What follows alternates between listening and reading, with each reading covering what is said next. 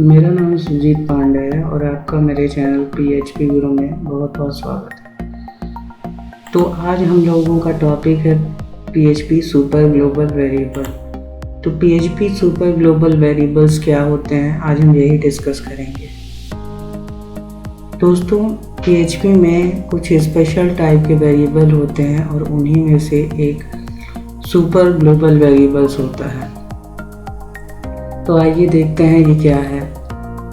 तो पहले तो हम इसकी डेफिनेशन देख लेते हैं। What is super global variables? PHP super global variable is used to connect PHP with HTML form. PHP super global variables वो होते हैं जो हमारे PHP लैंग्वेज और HTML फॉर्म को जोड़ते हैं। इन दोनों में कनेक्शन का काम करते हैं। कनेक्शन का काम कैसे करते हैं, आइए हम इसे देख लेते हैं। जैसे हमने एक HTML का फॉर्म बनाया, उस फॉर्म के अंदर कुछ डेटा को हमें क्या करना है, एक्सेस करना है। तो उस डेटा को एक्सेस करने के लिए हम सुपर ग्लोबल वेरिएबल्स का यूज़ कर सकते हैं और भी अच्छे तरीके से हम आगे देखेंगे। नेक्स्ट पॉइंट है PHP super global variable is accessible inside the same page that defines it as well as outside the page, while local variable scope is within the page that defines it।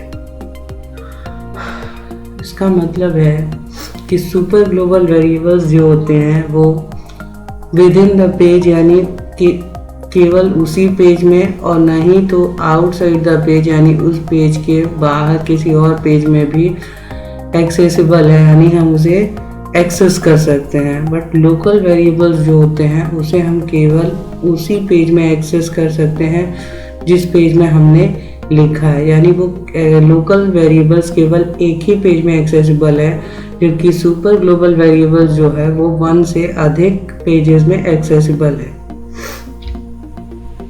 तो यहाँ हम देख सकते हैं कि PHP super global variables जो होते हैं वो 7 टाइप्स के होते हैं।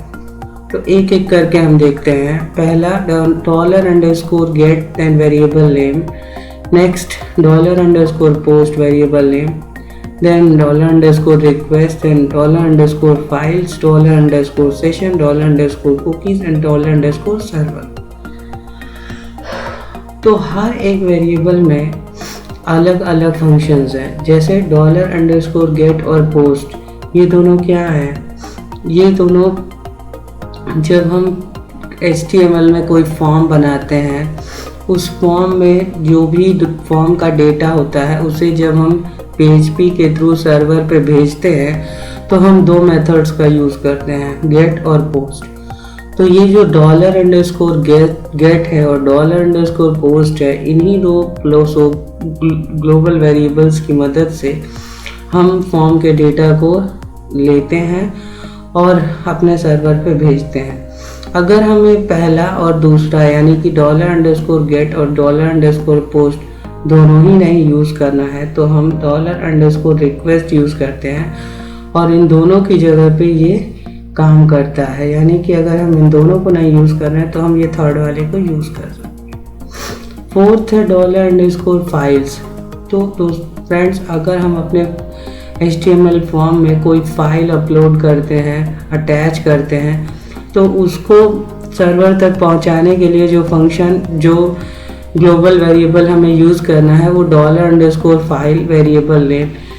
तो इस फंक्शन के थ्रू हम किसी भी फाइल को HTML पेज से अपने सर्वर पे अपलोड करते हैं। Next, fifth, $_session। हम सब जानते हैं सेशन क्या होता है। सेशन जैसे कि हमारा कोई यूज़र हमारे पेज में लॉगिन है, तो जब तक वो लॉगिन है तब तक जो है वो सेशन एक्टिव है। जब वो लॉगिन हट जाएगा, लॉग आउट हो जाएगा, तो हमारा सेशन क्या हो जाएगा, डिस्ट्रॉय। तो उसी सेशन के लिए हम $_session को यूज़ करते हैं PHP में। नेक्स्ट, कुकीज़ भी हम जानते हैं, जो टेम्प्रोरी इंफॉर्मेशन स्टोर करती है हमारे पेजेस में, उसको हम स्टोर करवाने के लिए $_cookies का यूज़ करते हैं। और लास्ट, $_server।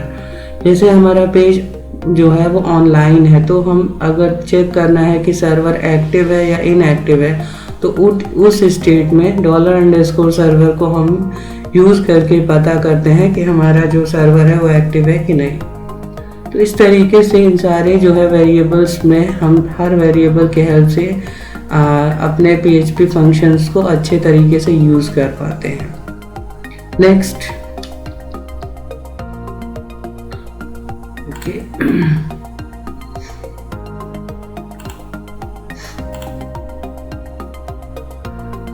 ओके, तो दोस्तों हमने देख लिया कि किस तरीके से जो है वो PHP में सुपर ग्लोबल वेरिएबल्स यूज़ किए जाते हैं। तो दोस्तों आज के लिए बस इतना ही। अगर आपको मेरा चैनल अच्छा लगा, अगर आपको मेरी वीडियो अच्छी लगे तो एक लाइक कीजिएगा, और अगर आप नए हैं तो मेरे चैनल को सब्सक्राइब कीजिएगा। Thank you.